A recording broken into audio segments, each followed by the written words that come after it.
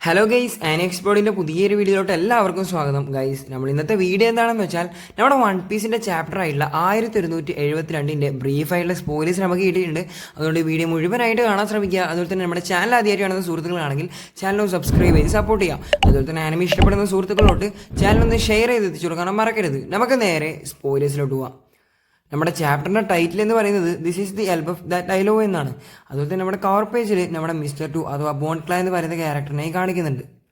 നമ്മുടെ ചാപ്റ്ററിന്റെ തുടക്കത്തിൽ തന്നെ നമ്മുടെ ജാറുലിനെയാണ് കാണിക്കുന്നത്. ജാറുലാണെങ്കിൽ അവിടെ നിന്ന് എൽബഫിൽ നിന്ന് എല്ലാ കാര്യങ്ങളും വിളിച്ച് പറയുന്നുണ്ട്. അതായത് എന്താണ് ഹറാൾഡിന് സംഭവിച്ചത്, എങ്ങനെയാണ് ഹറാൾഡ് മരിച്ചതെന്നും അതുപോലെ തന്നെ ലോക്കി ഒരു കുറ്റക്കാരനല്ല നിരപരാധിയാണെന്നുള്ള കാര്യമൊക്കെയാണ് ജാറുൽ അവിടെ നിന്ന് വിളിച്ച് പറയുന്നത്. പിന്നീട് ജാറുൽ പറയുന്നുണ്ട് നമ്മൾ വേൾഡ് ഗവൺമെന്റിനെതിരെ ഒരു യുദ്ധം തന്നെ പ്രഖ്യാപിക്കുകയാണ് എന്നുള്ള കാര്യം. അതായത് ഒരു വാർ തന്നെ നമ്മുടെ ജാറുൽ അവിടെ പ്രഖ്യാപിക്കുകയാണ്. അത് കേട്ട് എല്ലാ ജയൻസും നമ്മുടെ ജാറിൻ്റെ കൂടെ നിൽക്കുന്നുണ്ട്. ആ ഒരു സമയത്താണ് നമ്മുടെ ഗുങ്കോ അഥവാ ഇമു എന്ന് പറയുന്ന ക്യാരക്ടറും ഷോമേഴ്സ് കില്ലിംഗ് ആമ് ഇവരൊക്കെ ആ ഒരു ഫൈറ്റിനായി പ്രിപ്പയർ ചെയ്യുന്നത്. ആ ഒരു സമയം നമ്മുടെ സ്ട്രോ ഹാറ്റ് മെമ്പേഴ്സായ ജിംബെ, നാമി, റോബിൻ, ഉസോപ്പ് അവരൊക്കെ കാണിക്കുന്നുണ്ട്. അവരെല്ലാവരും ഇപ്പോൾ നമ്മുടെ ഗുങ്കോയുടെ ആരയിൽ പെട്ട് കിടക്കുകയാണ്.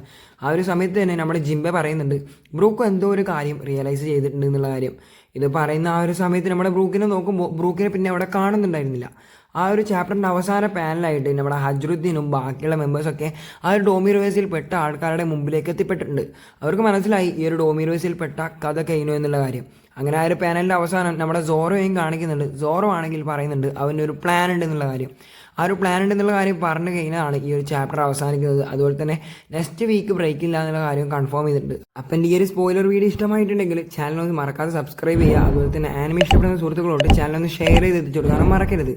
അപ്പോൾ അടുത്തൊരു വീഡിയോ ആയി വരുന്നവരേക്കും എല്ലാവർക്കും ബൈ.